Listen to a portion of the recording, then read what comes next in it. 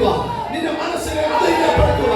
നിന്നെ ഇല്ലായ്മ ചെയ്യുവാൻ നോക്കുന്ന ശക്തികളെ നോക്കി ഭ്രമിച്ച് നീ അവിടെ കിടന്ന് ചുരുണ്ടുകൂടരുത്.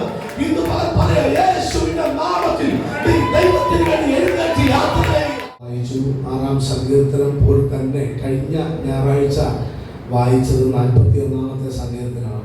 ആ സങ്കീർത്തനം ഈ സങ്കീർത്തനമായിട്ടൊക്കെ വളരെ ബന്ധമുണ്ട്. രോഗത്തിൻ്റെ ഒരു അവസ്ഥയാണ്, രോഗക്കിടക്കയില്ല. എന്താ രോഗമെന്ന് അറിഞ്ഞ് പലരും ചോദിക്കുന്ന ചോദ്യങ്ങളാണ് ഈ രോഗത്തിൻ്റെ അവസ്ഥയിൽ നമുക്ക് കാണുന്നത്. ഇരട്ട പ്രതിസന്ധിയാണ് ഈ 6-ാം സങ്കീർത്തനത്തിൽ കാണുന്നത്. തന്ത്രിനാഥത്തോട് അഷ്ടമരാഗത്തിൽ ദാവീദിന്റെ ഒരു സങ്കീർത്തനമായ 2 പ്രതിസന്ധികൾ ഒരേ സമയം. മാരക രോഗം തനിക്ക് ഉണ്ടായതിൽ എതിരാളികൾ തന്നെ കുറിച്ച് സന്തോഷത്തോടെ എന്താണ് ചിന്തിക്കുന്നത്, അവരെന്താണ് എതിരാളികൾ, തന്റെ ശത്രു. ഇതുപോലൊരു സങ്കീർത്തനമാണ് കഴിഞ്ഞ ആഴ്ചയിൽ വായിച്ചത്. രോഗം വന്നപ്പോൾ എതിരാളികൾ പല അഭിപ്രായം പറയും, നെഗറ്റീവും പറയും, പോസിറ്റീവും പറയും. രോഗം വരുമ്പോൾ ആൾക്കാരെല്ലാം അഭിപ്രായങ്ങൾ കൂടും. എന്താ രോഗം? ആ രോഗം കണ്ടുപിടിച്ചില്ലെങ്കിലും ഞാൻ കഴിഞ്ഞ ആഴ്ച പറഞ്ഞ പോലെ എല്ലാവരും വൈദ്യന്മാരാകും, ഡോക്ടർമാരാകും. ഓരോ അഭിപ്രായങ്ങൾ പറയും, ഇന്ന ലക്ഷണം കൊണ്ടായി ഇന്ന രോഗമായിരിക്കും എന്ന് പറയാറുണ്ട്. എന്നാൽ ആ വ്യക്തി ചില കാര്യങ്ങൾ ചിന്തിക്കുന്നുണ്ട്. തനിക്കുണ്ടായ രോഗത്തിൽ, ആ മാരക രോഗം, എതിരാളികൾ തന്നെ കുറിച്ച് എന്താണ് ചിന്തിക്കുന്നത്? അവർ പ്രതീക്ഷകളില്ലെന്ന് ചിന്തിച്ച് അവർ സന്തോഷിക്കുകയാണ്. അവരുടെ പ്രതീക്ഷ ഒഴുക്കി അസ്തമിച്ചു പോയി. അവരിനി എഴുന്നേൽക്കുകയില്ല, അവനിനി ജീവിക്കുകയില്ല, അവനിനി ഒരു ഉയർപ്പില്ല, അവനിനി ഗമനാഗമനമില്ല, അവനിനി മുൻപോട്ട് യാത്ര ചെയ്യത്തില്ല, അവന്റെ പരിപാടി പദ്ധതി ഇതുകൊണ്ട് അവസാനിച്ചു എന്ന് പറയുന്ന അനുഭവങ്ങൾ, അവന്റെ പ്രതീക്ഷകളെല്ലാം അസ്തമിച്ചെന്ന് പറയുന്ന രീതികൾ ഒക്കെ ജനങ്ങൾ, ആളുകൾ പറഞ്ഞ് സന്തോഷിക്കുന്നതായി കാണാൻ കഴിയുന്നു. ആരുടെ ഒന്ന് നമുക്ക് വായിച്ച് മുമ്പോട്ട് പോകാം.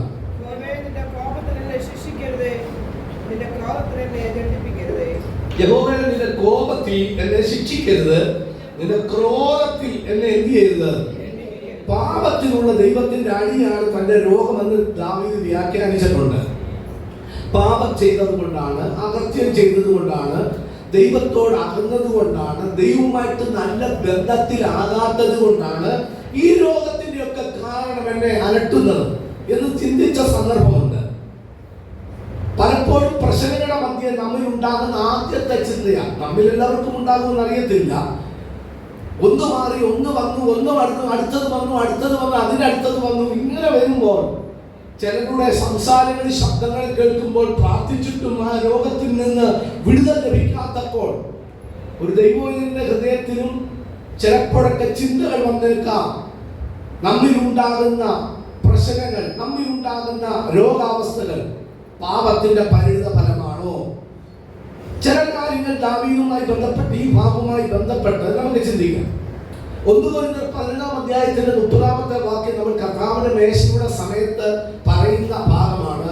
1 കൊരിന്ത്യർ 11-ാം അധ്യായം 30-ാം വാക്യം. 1 കൊരിന്ത്യർ chapter 11 verse 30. ഇത് ഹേതുവായി നിങ്ങളിൽ പലരും ബലഹീനരും രോഗികളുമാകുന്നു. അനുഭവിക്കാത്ത പാപത്തിനുള്ള ശിക്ഷയാകാം വിശ്വാസികൾക്ക് ചില രോഗങ്ങൾ. എല്ലാം അങ്ങനെയാണെന്നില്ല, ഞാൻ ബാക്കി പറഞ്ഞ് തെളിയിക്കാം. ചില രോഗങ്ങൾ കർത്താവിന്റെ മേശ അനുഷ്ഠിക്കുന്നത് വിശുദ്ധിയല്ലാതെ, വചനപ്രകാരമല്ലാതെ, ദൈവത്തോട് നല്ല ബന്ധമില്ലാതെ, തെറ്റ് ചെയ്തിട്ട്, കുറ്റം ചെയ്തിട്ട്, പാപം വഹിച്ചുകൊണ്ട് കർത്താവിൽ നിന്നും പ്രാപിച്ച മേശകൾ കൈനീട്ടിയാൽ ചില രോഗങ്ങൾ, ഇതിന് ചില കാര്യങ്ങൾ, ചില ഇപ്രകാരമുള്ള അവസ്ഥകൾക്ക് കാരണമാകാം. അനുഭവിക്കാത്ത പാപത്തിനുള്ള ശിക്ഷ വിശ്വാസിക്ക് ലഭിക്കുമെന്ന് ധന്യനായ പൗലോസ്ലീഹ കർത്താവിന്റെ മേശയുള്ള ബന്ധത്തിൽ പറയുന്നു. എല്ലാ രോഗങ്ങളെ കാര്യമല്ല, ചില രോഗങ്ങൾ കർത്താവിന്റെ മേശയിൽ അയോഗ്യമായി കൈനീട്ടിയാൽ, കർത്താവിന്റെ മേശയെ അലക്ഷ്യമായി കൈനീട്ടിയാൽ എന്താ സംഭവിക്കുന്നത്? രോഗികളാകാം, ക്ഷീണിതരാകാം, ബലഹീനരാകാം. എന്നാൽ എല്ലായ്പ്പോഴും ഇതായിരിക്കണമെന്നില്ല. എല്ലായ്പ്പോഴും നോക്കാം.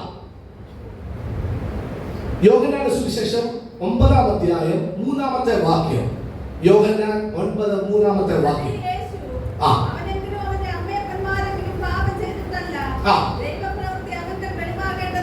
പിറവിയിലെ കുരുടനായ ഒരു മനുഷ്യൻ പിറന്നപ്പോഴേ കുരുടനായിരുന്നു. അപ്പൊ ആളുകൾ ചോദിക്കുക, ഇവൻ പിറവിയിലെ കുരുടനായിരിക്കാൻ കാരണം ഇവനോ ഇവന്റെ അമ്മയപ്പന്മാരോ പാപികളായിട്ടായിരിക്കാം ഇവൻ പിറവിയിലെ കുരുടനായത്. ഇവൻ ഈ ശിക്ഷ ദൈവം കൊടുത്തത്. ഇവൻ ജനിച്ചപ്പോഴേ കണ്ണു കാണാത്തവനായി വന്നത്, അതിന്റെ ഫലം അവന്റെ അപ്പനമ്മമാർ പാപികളായിട്ടായിരിക്കാം എല്ലാവരും ചോദിക്കുന്നുണ്ട്. പക്ഷെ യേശു പറയും, യോഹന്നാൻ എന്ന് പറയുന്നത്, യേശു പറയുന്ന മറുപടി അവരോട് എന്താ പറയുന്നത്? അവനെങ്കിലും അവന്റെ അമ്മയപ്പന്മാരെങ്കിലും പാപം ചെയ്തിട്ടല്ല, ദൈവപ്രവൃത്തി ഈ പിറവിയിലെ കുരുടനായ മനുഷ്യനിൽ വെളിപ്പെടേണ്ടതിനാണ്. ദൈവപുത്രൻ മഹത്വപ്പെടേണ്ടതിനാണ് ഇവൻ എന്തായി തീർന്നത്? കുരുടനായി തീർന്നത്. അപ്പൊ എല്ലാ കാരണം ഇതല്ല. അപ്പോൾ തന്നെ കാരണം ഞാൻ ആദ്യം പറഞ്ഞ കൊരിന്ത്യലേഖനത്തിലെ വാക്യങ്ങൾ വാങ്ങാം. യോഹന്നാൻ 11:4 വാക്യം നമുക്ക് പരിചിതമായ ഭാഗം അവിടെ കാണാൻ കഴിയും. യോഹന്നാൻ 11:4. യേശു അത് കേട്ടിട്ട്, ഈ ദീനം, ഈ രോഗം മരണത്തിനായിട്ടല്ല, ദൈവത്തിന്റെ പുത്രൻ മഹത്വപ്പെടേണ്ടതിന്, ദൈവത്തിന്റെ മഹത്വത്തിനായിട്ടത്ര ഈ രോഗം എന്തിയിലേക്ക്, അല്ലെങ്കിൽ ഈ മരണം എന്തിയിലേക്ക് വന്നിരിക്കുന്നത്. ദൈവം വെച്ച കാര്യങ്ങൾ മനുഷ്യൻ പല വിധത്തിലാണ് വ്യാഖ്യാനിക്കുന്നത്. ചില രോഗങ്ങൾ ദൈവവചന വ്യവസ്ഥ തെറ്റിക്കുമ്പോൾ, ദൈവത്തെ അനുസരിക്കാതെ വരുമ്പോൾ, ദൈവവചനത്തിന് വിരുദ്ധമായി പ്രമാണങ്ങൾ തെറ്റിച്ച് യാത്ര ചെയ്യുമ്പോൾ, ദൈവത്തിന്റെ വചനം കേൾക്കാതെ അപ്പവും വീഞ്ഞും ഒക്കെ ഭക്ഷിക്കുമ്പോൾ, പാനം ചെയ്യുമ്പോൾ, വചനം പറയും, ഇത് ഹേതുവായി നിങ്ങളിൽ പലരും ബലഹീനരും രോഗികളുമാകുന്നു, നിദ്ര കൊള്ളുന്നു, ആത്മീയമായി മരിക്കപ്പെടുന്നു, ശരീരം തകർക്കപ്പെടുന്നു. അതുകൊണ്ട് അവനവൻ ശരീരത്തെ ശോധന ചെയ്തിട്ട് വീണം ഈ അപ്പം തിന്നുകയും പാനപാത്രത്തിൽ കുടിക്കുകയും ചെയ്യുവാൻ. അപ്പോൾ തന്നെ പറയുക, പിറവിയിലെ കുരുടനെയും ലാസറിന്റെ ഭവനം അതുപോലുള്ള ഭവനങ്ങളെല്ലാം കർത്താവ് വില ചൂണ്ടിയിട്ട് പറയുക. എല്ലാ വാക്യങ്ങളും വായിപ്പാൻ ഇവിടെ സമയമില്ല. അവിടെ പറയുക, ചിലതൊക്കെ ദൈവപുത്രന്റെ മഹത്വത്തിന് വേണ്ടിയിട്ടല്ല. അപ്പനമ്മമാർ പാപം ചെയ്തിട്ടില്ല. പാപത്തിൽ എന്റെ അമ്മ എന്നെ ഗർഭം ധരിച്ചു. ഞാൻ ജനിച്ചപ്പോൾ തന്നെ പാപിയായിട്ടാണ് ഇവിടേക്ക് വന്നത്. പക്ഷേ ലോകവും മനുഷ്യവും വിധിക്കുന്നത് പോലെയല്ല എന്ത് സംഭവിക്കുന്നത്, രോഗമുണ്ടായിരിക്കുന്നത്. ചിലതൊക്കെ ദൈവത്തിന്റെ നാമത്തിന്റെ മഹത്വത്തിന് വേണ്ടിയാണ് ചില നഷ്ടങ്ങൾ വരുന്നത്, ചില രോഗങ്ങൾ വരുന്നത്, ചില ശോധനകൾ വരുന്നത്, ചില ബുദ്ധിമുട്ടുകൾ വരുന്നത്. ഒന്നുകൂടെ പ്രാർത്ഥിക്കാനോ, ഒന്നുകൂടെ ദൈവത്തോട് അടുപ്പിക്കാനോ, ഒന്നുകൂടെ ദൈവസന്നിധിയിൽ ആകുവാൻ വേണ്ടിയോ, നമ്മൾ പോകുന്ന ഇടത്തുനിന്ന് ഒന്നുകൂടെ ഒരു സ്റ്റെപ്പ് കൂടെ മുമ്പോട്ട് വരാൻ വേണ്ടിയൊക്കെ ആയിരിക്കാം ദൈവം ചില ശോധനയിൽ കൂടെ നമ്മെ നയിക്കുന്നത്. വണ്ടികളൊക്കെ, പുതിയ വണ്ടികളൊക്കെ, ബ്രാൻഡ് വണ്ടികളൊക്കെ ആദ്യമായി ദൈവമക്കൾ, പ്രിയപ്പെട്ടവർ, ലോകക്കാരൊക്കെ എടുക്കാറുണ്ട്. ഓടി കിലോമീറ്ററുകൾ തേയുമ്പോൾ എഞ്ചിന് പണി വരുന്നു, അല്ലെങ്കിൽ അതിന്റെ ഓരോ പാർട്സും മാറ്റി വെക്കേണ്ടതായി വരുന്നു. സർവീസ് സമയങ്ങളിൽ വർക്ക്ഷോപ്പുകാര്, സർവീസ് സ്റ്റേഷൻകാര്, സാറേ ഇന്നത് മാറി വെക്കണം, ഇന്നത് മാറണം, ഇന്നത് പുതിയ ഇടണം, AC വർക്ക് ചെയ്യുന്നില്ല, അതിന് ഇന്ന ഫിൽറ്റർ മാറ്റണം എന്നൊക്കെ നമ്മളോട് പറയാറുണ്ട്. നമ്മൾ പറയാം അത് തന്നെ ഇട്ട് ഓടാൻ പറയത്തില്ല, മാറ്റാൻ പറയും, പുതിയത് വെക്കാൻ പറയും. ഓടി കുറച്ച് കഴിയുമ്പോൾ ഇതിന്റെ അകത്ത് മെയിൻ്റനൻസ് വർക്കുകളൊക്കെ തേയുകയും ഓട്ടത്തിന്റെ ആ തീവ്രതയിൽ ഇതിനകത്ത് കേടുപാടുകൾ സംഭവിക്കും. അതിന് പണികൾ ആവശ്യമാണ്, വർക്ക്ഷോപ്പിൽ കയറ്റും. പിന്നെ എഞ്ചിൻ അതേ പവറിലോ അതിനേക്കാൾ പവറിലോ അതുപോലൊക്കെ ഓടണമെങ്കിൽ ഈ പണികൾക്ക് കയറ്റിയാലേ പറ്റത്തുള്ളൂ. ആ ഓട്ടത്തിൽ അന്ത്യം വരെ ചിലപ്പോൾ ആ വണ്ടിയുടെ ആയുസിന്റെ അങ്ങേ അറ്റം വരെ ഓടിപ്പോകത്തില്ല.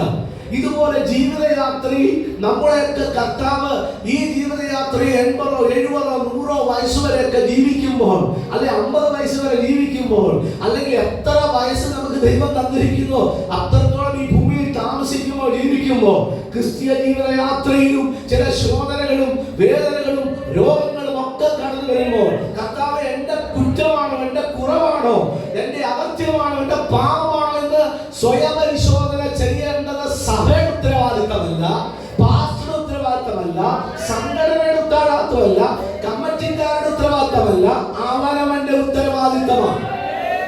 അല്ല ദൈവപുത്രനിൽ കൂടെ മഹത്വപ്പെടാനാണോ? എന്നെ ദൈവം ശോധന ചെയ്ത് ഒന്നുകൂടെ ദൈവത്തോട് അടുപ്പിക്കാനാണോ? ദൈവമഹത്വം കാണാൻ വേണ്ടിയാണോ ദൈവം എന്നെ ഇപ്രകാരം കടന്നു പോകാൻ അനുവദിക്കുന്ന ചിന്തിച്ച് പ്രാർത്ഥിച്ചില്ലെങ്കിൽ അത് അപകടത്തിലേക്ക്, അനർത്ഥത്തിലേക്ക്, ബുദ്ധിമുട്ടിലേക്ക് പോകും. ഇന്ന് പകൽ അങ്ങനെ പ്രാർത്ഥിക്കുന്ന, ദൈവസന്നിധിയിൽ ശോധന ചെയ്യുന്ന, പ്രാർത്ഥനയും വചനധ്യാനത്തിനും ഇവിടെ വന്ന് കണ്ണുനീരോടെ വചനമേറ്റെടുക്കുന്ന ദൈവത്തോട് പറയട്ടെ, നാശത്തിനായിട്ടോ തിന്മയ്ക്കായിട്ടോ ദൈവമൊന്നും ചെയ്യുന്നില്ല. പിന്നെയോ ദൈവ വഴിയിലൂടെ യാത്ര ചെയ്ത നിത്യരാജ്യത്തിൽ കൊണ്ടെത്തിക്കുക ദൈവം ആഗ്രഹിക്കുമ്പോൾ പലപ്പോഴും കുറവുകളും കുറ്റങ്ങളും ബലഹീനതകളും നോക്കാതെ ദൈവവൈദ്യരെ നിന്റെ കുടുംബത്തെ ദൈവം നടത്തുന്നത് കഴിവല്ല, കപ്പാസിറ്റി അല്ല, മസിൽ പവർ അല്ല, സാമ്പത്തികമല്ല, സൗന്ദര്യമല്ല, ജീവിതത്തിലെ ഒറ്റ ഉന്നമനമല്ല. ഇതുവരെ നമുക്ക് ഉറക്കെ പറയാൻ പറ്റും, രോഗങ്ങളുടെ നടുവിലും, പീഡയുടെ നടുവിലും, ബുദ്ധിമുട്ടിന്റെ നടുവിലും, കഷ്ടതയുടെ നടുവിലും എന്റെ യേശുനാഥൻ എന്നെ കരം പിടിച്ചു നടത്തുന്നത് എന്റെ യോഗ്യത കണ്ടിട്ടല്ല, എന്റെ യോഗ്യത കണ്ടിട്ടല്ല, തമ്പുരാന്റെ കരുണ, തമ്പുരാന്റെ കൃപ എന്നിൽ ആവശ്യിച്ചതുകൊണ്ട്, എന്നെ ഭരിക്കുന്നതുകൊണ്ട് എനിക്ക് ആ കർത്താവിന്റെ പിന്നാലെ കരം പിടിച്ച് യാത്ര ചെയ്യുവാൻ ഇടയാക്കി.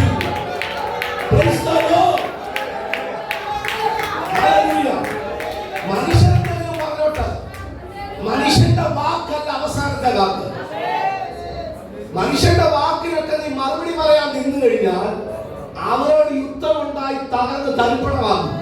അവന്റെ നല്ല വാളുണ്ടെങ്കിൽ അവൻ വെട്ടി നുറുക്കി അവിടിടും, പിന്നെ എഴുന്നേൽക്കാൻ പറ്റത്തില്ല.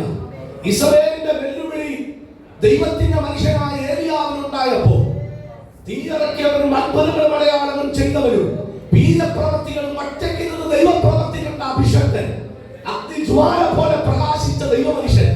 ആ ദൈവത്തിന്റെ മനുഷ്യൻ ഇസ്രായേൽ പറഞ്ഞു, നാളെ ഒരുത്തൻ ജീവനെ പോലെ ഞാൻ നിന്റെ ജീവനെ ആക്കും, നിന്നെ ഞാൻ തകർക്കും, നിന്നെ ഞാൻ നിന്റെ ശബ്ദങ്ങൾ കേൾക്കാതെയാക്കും, നിന്റെ സൗണ്ട് ഞാൻ ഇല്ലാതാക്കും, നിന്റെ പ്രാണനെ ഞാൻ ഇല്ലാതാക്കും. പേടിച്ചുപോയി, ഭയപ്പെട്ടുപോയി. ദൈവം അറിയാതാണ് ആ വെല്ലുവിളി വന്നത്. ഒരു ദൈവത്തിന്റെ അഭിഷേകത്തിനെതിരായി വെല്ലുവിളി വന്ന ദൈവം അറിയാതെയാണോ? പേടിച്ചു, ഭയപ്പെട്ടു, ചൂരച്ചെടിയുടെ തണലിൽ മരിക്കാൻ ഇച്ഛിക്കുക. ഇത്രയും നാൾ ദൈവത്തെ സേവിച്ചിട്ട് കർത്താവ് ഈ വെല്ലുവിളി ഞാൻ കേൾക്കേണ്ട വന്നോ? ചിലപ്പോഴൊക്കെ നീ വെല്ലുവിളി കേൾക്കേണ്ടി വരും. നീ എത്ര വലിയ അഭിഷക്തനാണെങ്കിലും, എത്ര വലിയ പ്രാർത്ഥിക്കുന്ന ധീര വനിതയാണെങ്കിലും, ധീര ജവാന്മാരാണെങ്കിലും ഇന്ന് പറയട്ടെ, ചിലപ്പോഴൊക്കെ വെല്ലുവിളി കേൾക്കേണ്ടി വരും. പക്ഷെ വെല്ലുവിളിക്ക് പകരം കൊടുക്കാനല്ല, നിന്നെ വെല്ലുവിളിച്ചവനെ നിർത്താം, നിന്നെ വെല്ലുവിളിച്ചവനെ അവന്റെ ശക്തിയെ ക്ഷയിപ്പിക്കാൻ ഉയരത്തിലുള്ളവരെ കഴിയും. ഉയരത്തിലേക്ക് കണ്ണുകൾ നിർത്തി പറയുന്നവരോട് കടലിന്റെ ചുട്ടയടയും തുരുത്തിയിലെ വെള്ളം എടുത്തിട്ട് പറയുക, തിന്നുക, കുടിക്കുക, നീ മുമ്പോട്ട് യാത്ര ചെയ്യുക, നീ ക്ഷീണിക്കരുത്, നീ ബലഹീനപ്പെടരുത്, നിന്റെ കൂടെ ഞാനുണ്ട്. നീ 40 പകലും 40 രാവും ദൈവത്തിന്റെ പർവ്വതമായി ഹോരേബോളം നിനക്ക് യാത്ര ചെയ്യാനുണ്ട്. നിന്റെ ശരീരത്തെ ക്ഷീണിപ്പിക്കുക, നിന്റെ മനസ്സിനെ അധൈര്യപ്പെടുത്തുക, നിന്നെ ഇല്ലായ്മ ചെയ്യുവാൻ ഓർക്കുന്ന ശക്തികളെ നോക്കി ഭ്രമിച്ചു നീ അവിടെ കിടന്ന് ചുരുണ്ടുകൂടരുത്. ഇന്ന് പറയാ, യേശുവിന്റെ നാമത്തിൽ നീ ദൈവത്തിന് വേണ്ടി എഴുന്നേറ്റ് യാത്ര ചെയ്യുക.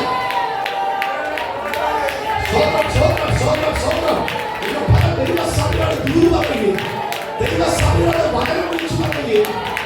രോഗമോ ബലഹീനതയോ അധൈര്യമോ പിശാചിന്റെ വെല്ലുവിളിയോ ഈ ലോകത്തിലെ കെണികളോ ഇത് നമുക്ക് സ്വസ്ഥത നൽകുന്നതല്ല. ഒരു ദൈവത്തെ സംബന്ധിച്ച് അവർ ആത്മീയമായി മുന്നേറുമ്പോൾ, പ്രയാസപ്പെടുമ്പോൾ അവരുടെ ജീവിതത്തിൽ ഇതെല്ലാം ആഞ്ഞടിക്കും. അത് ലോകാരംഭം തൊട്ട് നമുക്കറിയാം. ഒന്നുമില്ലാതെ അവിടെ യാത്ര ചെയ്യാൻ പറ്റത്തില്ല. പ്രത്യേകിച്ച് ഒരു ദൈവത്തിനെ സംബന്ധിച്ച് പരിശോധനകളും പരീക്ഷകളും ബുദ്ധിമുട്ടുമുണ്ട്. പക്ഷെ അതിന്റെ നടുവിൽ ഇല്ലാതായി പോകാൻ കർത്താവ് അനുവദിക്കുന്നില്ല. ഒരു ഉദ്ദേശമില്ലാതെ മറ്റൊന്ന് ദൈവം ചെയ്യത്തില്ല. അബ്രഹാമിന്റെ മകനെ യാഗം കഴിക്കാൻ കൊണ്ടുപോയപ്പോ മേളിൽ ഒരു ആട്ടിൻകുട്ടിയെ റെഡിയാക്കിയിട്ട ഈ പുള്ളിയെ കൊണ്ട് കേട്ടിട്ടത്. വിശ്വാസത്തോട് കേറാൻ പറയുമ്പോൾ അഭിപ്രായം ചോദിച്ച്, സാറാമ്മച്ചിയോട് അഭിപ്രായം ചോദിച്ച്, ദാസിദാസന്മാരോട് അഭിപ്രായം ചോദിച്ച് അവിടെ നിൽക്കാൻ ആഗ്രഹിക്കാതെ താൻ വിളിച്ച ദൈവത്തിന്റെ മുഖത്തേക്ക് നോക്കി തനിക്ക് വേണ്ടി ലഭിച്ച ഏകജാതനുമായി യാത്ര ചെയ്യുക. പക്ഷെ കരുതൽ കാണാൻ കഴിഞ്ഞിട്ടില്ല. തന്റെ കണ്ണുകൊണ്ടോ തന്റെ ചെവി കൊണ്ടോ കേൾക്കാനോ കാണാനോ കഴിഞ്ഞിട്ടില്ല. പക്ഷെ അവിടെ ചെന്നപ്പോൾ വെട്ടുകത്തി എടുത്തപ്പോഴെങ്കിൽ ആയുധം എടുത്തപ്പോ അല്ലെ അതിനുള്ള യാഗത്തിലുള്ള ക്രമീകരണങ്ങൾ ചെയ്തപ്പോ അവിടെ നിലവിളിയൊക്കെ കേട്ട നാട്ടുകുട്ടിയാണ്. ഞാൻ പറയട്ടെ, ഒന്നും ചെയ്യാതെ മറ്റൊന്ന് ദൈവം ചെയ്യത്തില്ല. ഇന്ന് പരമാർത്ഥതയോട് ആരാധിക്കുന്നവർക്ക് വേണ്ടി, വചനപ്രകാരം ജീവിക്കുന്നവർക്ക് വേണ്ടി, ആത്മീയ കൂട്ടായ്മയിൽ സജീവമായി നിൽക്കുന്നവർക്ക് വേണ്ടി, ദൈവസഭയോട് കടപ്പാടുള്ളവർക്ക് വേണ്ടി, ദൈവത്തോട് ആത്മാർത്ഥമായ ബന്ധം പുലർത്തുന്നവർക്ക് വേണ്ടി കൈവിടാത്തൊരു കർത്താവുണ്ടെന്ന് ഇന്ന് മറക്കരുത്. റോമർ 5-ാം അധ്യായം 3-ാമത്തെ വാക്യം വായിച്ചേ. റോമർ 5-ന്റെ 3-ാമത്തെ വാക്യം.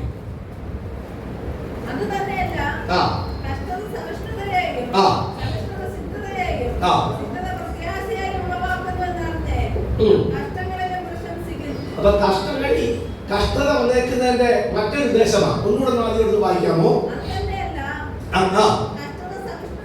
കഷ്ടത സഹിഷ്ണുതയെയും സഹിഷ്ണുത സിദ്ധതയെയും സിദ്ധത പ്രത്യാശയെയും ഉളവാക്കുന്നറിഞ്ഞ് നാം കഷ്ടങ്ങളിൽ എന്ത് ചെയ്യുന്നുണ്ട്? പ്രശംസിക്കുന്നു.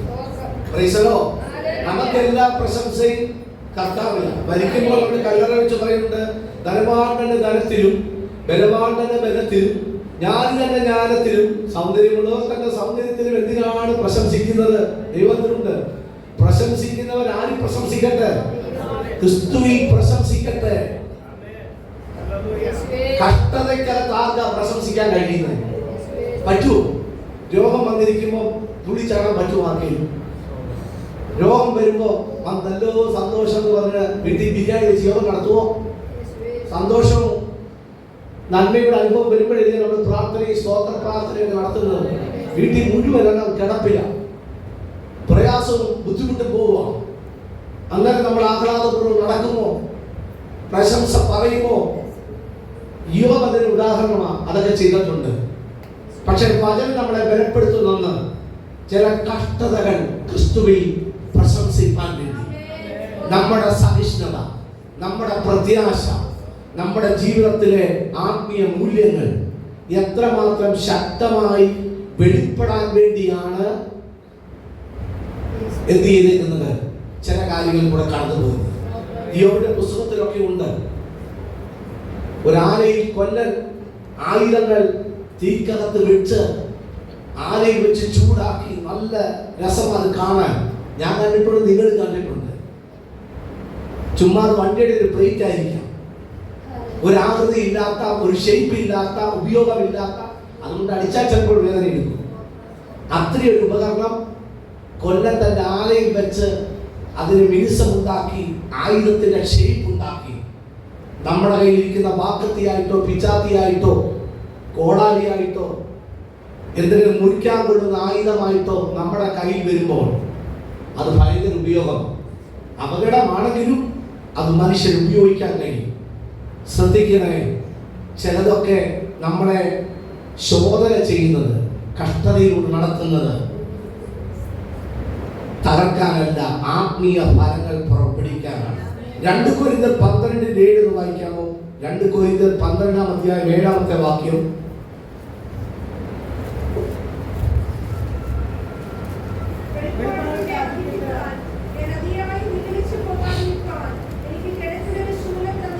നോക്കണം, ആരെക്കുറിച്ച് അവിടെ പറയുന്നേ?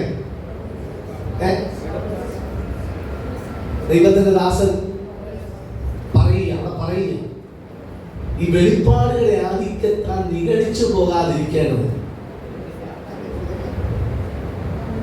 ചിലപ്പോഴൊക്കെ ചിലതൊക്കെ ചില കാര്യങ്ങൾ തന്നിരിക്കുന്നത് നമുക്ക് ഒരു നിഗളം ഉണ്ടാകാതിരിക്കാൻ. ചിലപ്പോൾ പ്രസംഗിക്കാൻ കഴിവുകയാണ്, ചിലപ്പോൾ പ്രാർത്ഥിക്കാൻ കഴിവുകയാണ്, പാടാൻ കഴിവുകയാണ്, മറ്റുള്ളവരെ സഹായിക്കാൻ കഴിവുകയാണ്. പല കഴിവുകളാണ്, ഒന്നിലധികം കഴിവുകളാണ്. അതിന്റെ നടുവിൽ ചെറിയൊരു ശോധന. കർത്താവിന്റെ ദാസൻ പറയുന്നതിനാണ്, എന്നെ ശക്തനാക്കുന്നവൻ മുഖാന്തരം ഞാൻ സകലത്തിലും മതിയായവൻ. എന്റെ ശരീരം രോഗത്താൽ ബന്ധിക്കപ്പെട്ടിരിക്കുക, എന്റെ മനസ്സ് അസ്വസ്ഥമായിരിക്കുക, ഞാൻ രോഗിയാണെന്ന് പറഞ്ഞേക്കാം. പക്ഷെ എനിക്ക് നന്നായിട്ട് അറിയാം, എന്റെ കർത്താവിന്റെ സാന്നിധ്യം, എന്റെ കർത്താവിന്റെ കൃപ അഭിഷേകം എന്റെ മേലുണ്ട്, നമ്മുടെ മേലുണ്ട്. ഫിലിപ്പിയർ 2-ാമത്തെ വാക്യം ഇവിടെ വായിച്ചേ. ഫിലിപ്പിയർ 2-ാമത്തെ വാക്യം.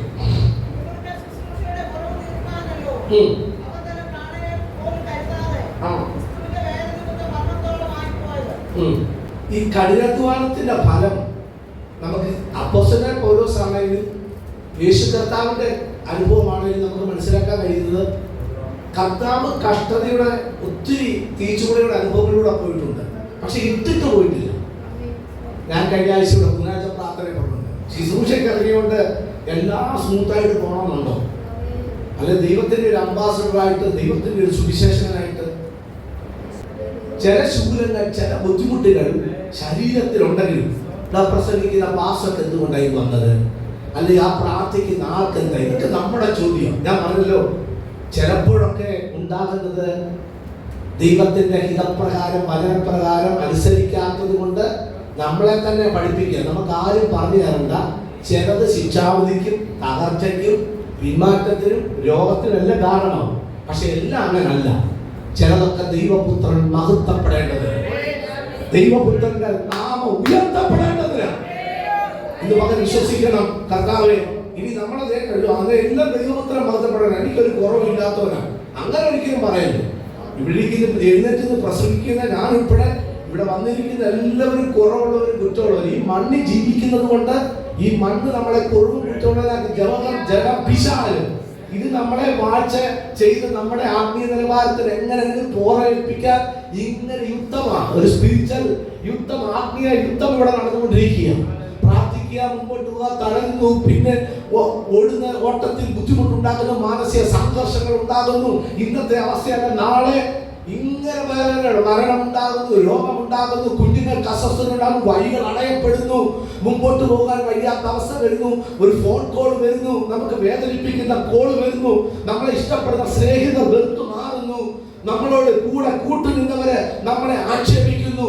ഇതെല്ലാം കേൾക്കുമ്പോഴും വീട്ടിനകത്തുനിന്ന് ബുദ്ധിമുട്ടുകൾ ഉണ്ടാകുന്നു, സഭയ്ക്കകത്തുനിന്ന് ബുദ്ധിമുട്ടുകൾ ഉണ്ടാകുന്നു. ഇതിന്റെയൊക്കെ നടുവിൽ ഇതെല്ലാം ദൈവം വരുന്നത്. ഇതിന്റെയൊക്കെ നടുവിൽ ദൈവത്തിൽ ആശ്രയിച്ച ഒരു ദൈവ പൈതൽ പ്രാർത്ഥനയോടെ മുന്നേറാനാണ് ദൈവ പൈതലിനെ കുറിച്ച് ദൈവം ആഗ്രഹിക്കുന്നത്.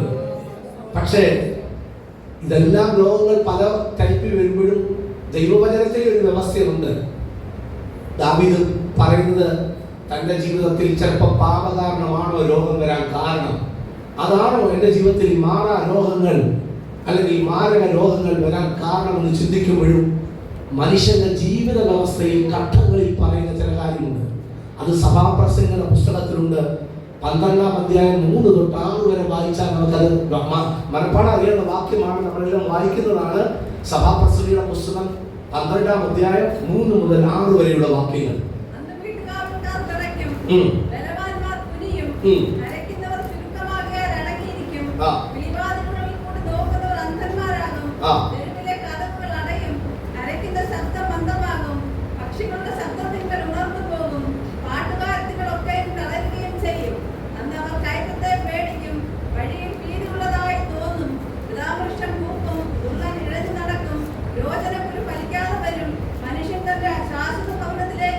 ഈ ഒരു പ്രായാധിക്യത്തിലെത്തിയ ഞാനിവിടെ ഞായറാഴ്ച ഇവിടെ പ്രസംഗിച്ചതാണ് കുറെ വർഷങ്ങൾക്ക് മുമ്പ്.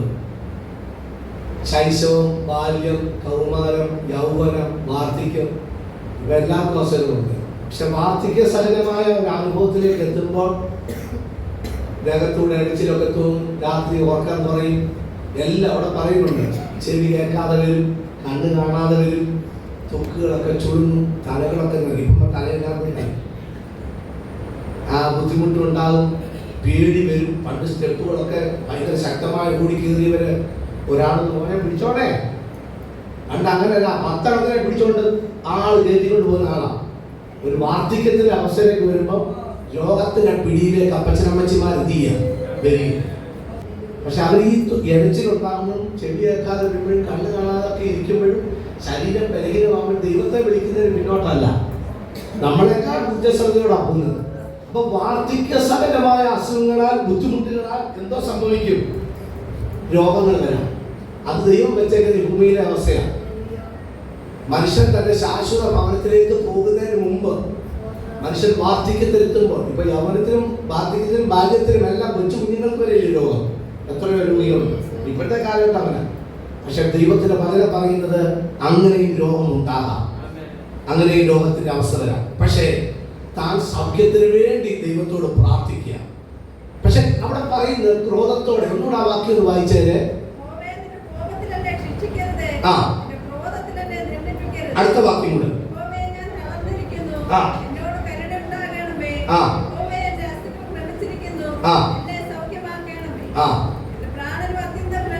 അപ്പൊ എന്നോട് കൃപ തോന്നി എന്നെ സൗഖ്യമാക്കാൻ എന്റെ അടുത്തേക്ക് വരണമെന്ന ഒരു താമസം അവിടെ കാണുന്നുണ്ട്. ലേറ്റ് ഇല്ലയോ? ഒരു താമസം ഉണ്ടാകും. ചിലപ്പോൾ രോഗത്തിന് പ്രാർത്ഥിച്ചാൽ ചിലപ്പോൾ പെട്ടെന്ന് സൗഖ്യം കിട്ടും. ചിലപ്പോൾ പ്രാർത്ഥിച്ചാൽ നമുക്ക് സൗഖ്യം താമസിച്ചായിരിക്കാൻ കിട്ടുന്നത്. ചിലപ്പോൾ അല്പം താമസിച്ചായിരിക്കാൻ രോഗത്തിന് വിടും. പാർശ്വം പ്രാർത്ഥിച്ചു, ദൈവമക്കളൊക്കെ പ്രാർത്ഥിച്ചു, എന്തുകൊണ്ടാണ് സൗഖ്യം കിട്ടാത്തത്? നമ്മുടെ ചോദ്യം. ചിലപ്പോഴൊക്കെ ചില സമയങ്ങളിൽ കൃപ തോന്നി സൗഖ്യമാക്കാൻ എത്രത്തോളം താമസം ചോദിക്കുക. അഞ്ചാമത്തെ വാക്യം വായിക്കാമോ?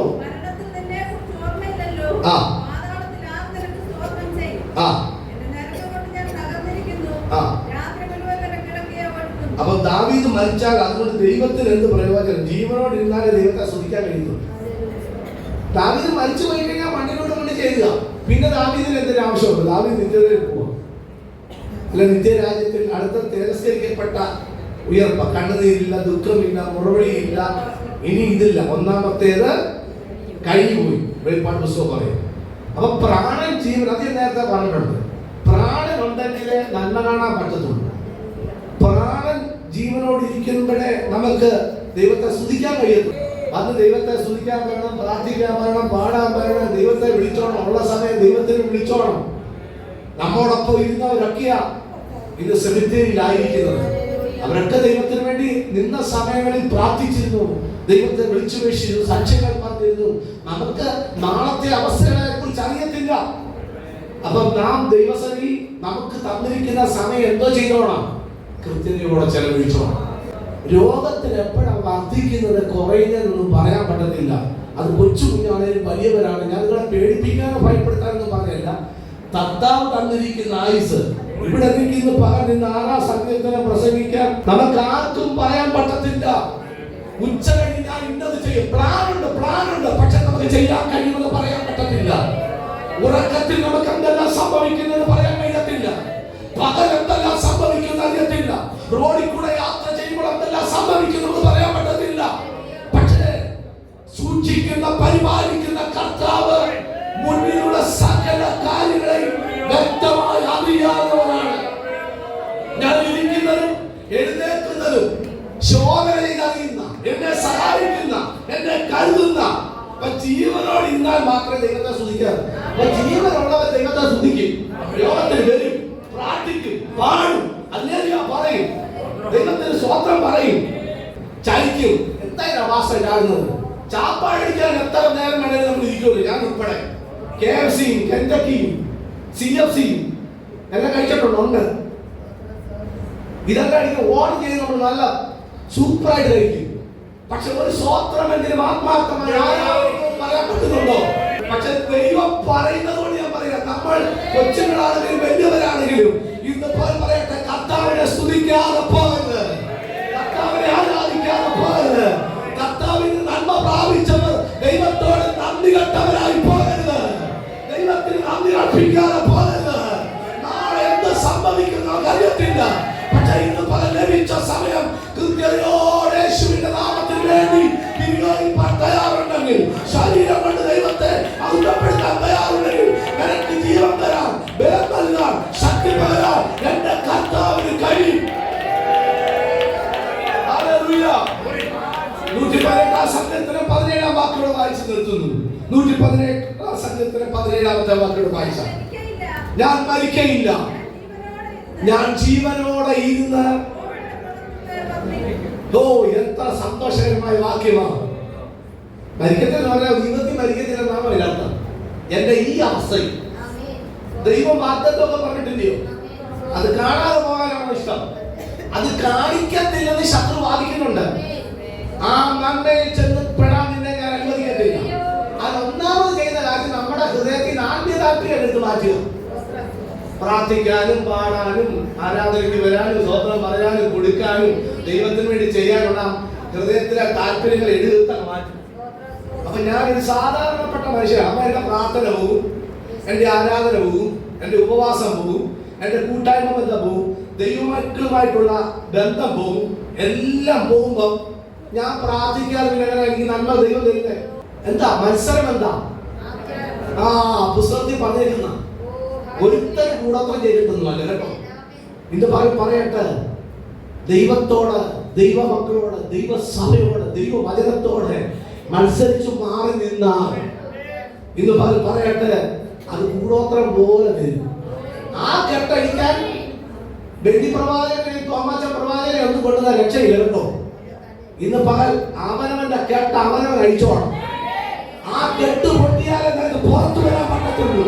ഇന്ന് പകൽക്കാലം കെട്ടപ്പെട്ട അനുഭവത്തിലുണ്ടെങ്കിൽ, രോഗത്തിന്റെ ആണെങ്കിലും, ശാപത്തിന്റെ ആണെങ്കിലും, ബുദ്ധിമുട്ടിന്റെ ആണെങ്കിലും, അകത്യങ്ങളെ ആണെങ്കിലും, ദൈവ സന്നിധിയെ കേട്ടു പറഞ്ഞുകൊണ്ടപ്പാ ഞാൻ നിങ്ങളെ കടിച്ചു വരുന്നു, എന്നെ ശുദ്ധീകരിക്കണമേ, എന്നെ പുറത്തു കൊണ്ടുവരണമേ, വാഗ്ദത്തങ്ങളെ നിറവേറ്റണമേ, എന്നോടുള്ള വാഗ്ദത്തങ്ങൾ നിറവേറ്റി എന്നെ ജയകരമായ പാതയിൽ എന്നെ നടത്തണമേ. ദൈവം നമ്മുടെ ഈ വചനങ്ങൾ അനുഗ്രഹിക്കുമാറാകട്ടെ.